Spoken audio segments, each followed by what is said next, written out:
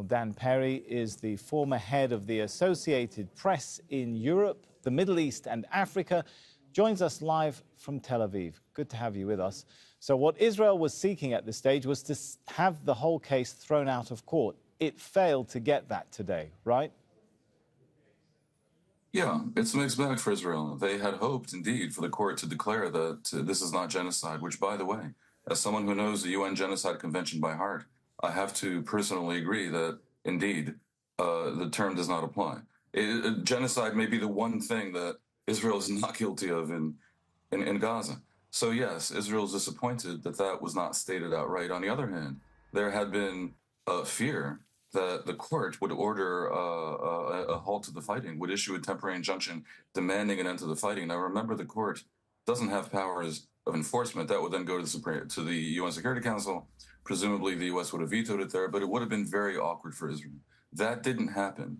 So there is some relief in Israel that that worst-case scenario didn't happen. The rest of it essentially belongs in the realm of politics.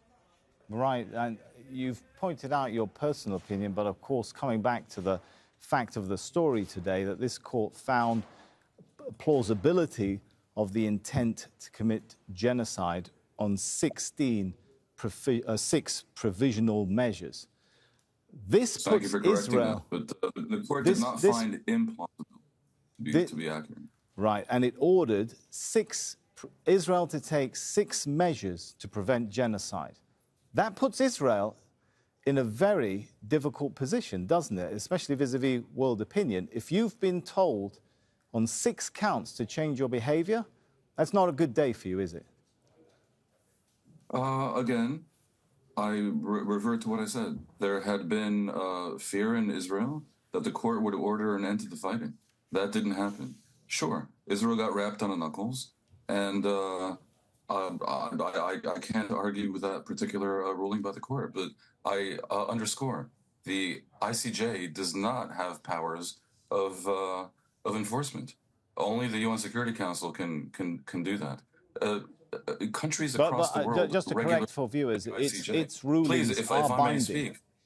Its rulings are binding. Azerbaijan was ordered by the ICJ to stop its blockade of Nagorno-Karabakh last February. It didn't even bother to state that it won't. It just ignored it altogether. Nothing happened. The reason nothing happened is because the UN Security Council lacked the political will to make it happen. That is the reality about the ICJ. We shall see what happens at the UN Security Council. I'm not saying Israel should continue as if nothing has occurred. There are very plausible, very reasonable criticisms one can level against Israel's conduct of the war. And you mentioned my opinion before. I'll give you another opinion. I think Israel should absolutely engage with the Biden administration's effort to engineer a mega deal to end the war. It should probably agree to give amnesty to the Hamas leadership to leave Gaza and perhaps go to Qatar.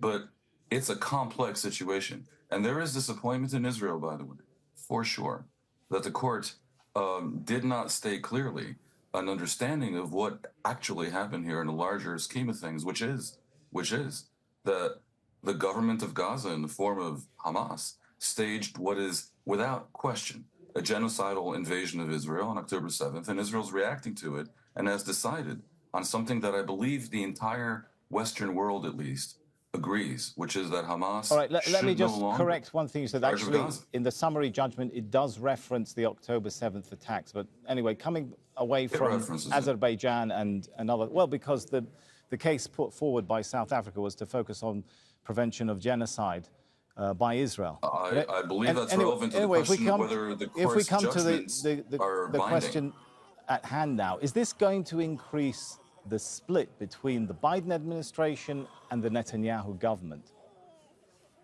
I do not think the ICJ's ruling is going to increase the split. I think the split is there. It's real.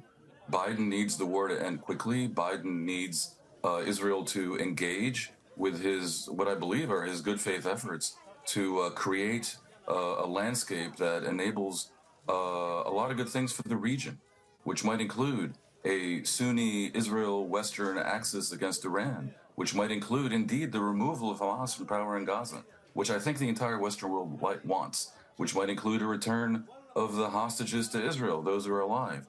I think Netanyahu's rejection of any notion of engaging with that a proposal, with such emerging proposals, with even the idea of articulating an endgame for Gaza, is most unfortunate. And in reality, what will create pressure on Israel is increasing opposition, both from the West, specifically from America, and also within Israeli public opinion, to Netanyahu's policy of avoiding any talk of a day after Hamas in Gaza. But I have to say, the idea that the hostages should be returned and that Hamas should be removed from power in Gaza is very popular in Israel and in the West. And I should think it is actually popular in the Arab world as well. If the Palestinians have an enemy, I actually think that enemy is more Hamas than Israel, realistically. Right, Hamas has been trying for 30 years to prevent the partition of the Holy Land into a two-state solution, and anyone who knows history should be aware of that. Okay, So the idea of conflating let's come back and with the focus. Palestinian national interest Let's is focus on the fallacious. ICJ ruling. Do you think there's any chance that the Netanyahu government will take any steps to try and show he's abiding at all by this ruling? I think they'll take pro forma steps. My guess is they're going to be celebrating the fact that they didn't order an end to the fighting, as I've said. And yeah, they'll issue a report in a month, and they will claim that they are doing, as they'll claim they have done all along, all they can to avoid civilian casualties. One can believe or disbelieve that. I hate to not cooperate with the premise of the question, but I don't think the ICJ ruling moves the needle. I think if we want the needle moved, that comes from political pressure applied by Biden and the Western world upon Netanyahu. Clearly, And by the way, it wouldn't for 15 the Arab world to apply pressure on us as well. of the judges disagreed with that. They've ordered measures to be taken immediately by Israel for Israel not to cover up acts of genocide and for Israel to report back. Do you think Israel will even report back within a month on how much compliance it's giving? That's a good question. That's a good question. Now look, this is an assessment. My assessment is that yes, they will. They're going to try to make it. They're going to try to make it appear as if they're indeed compliant.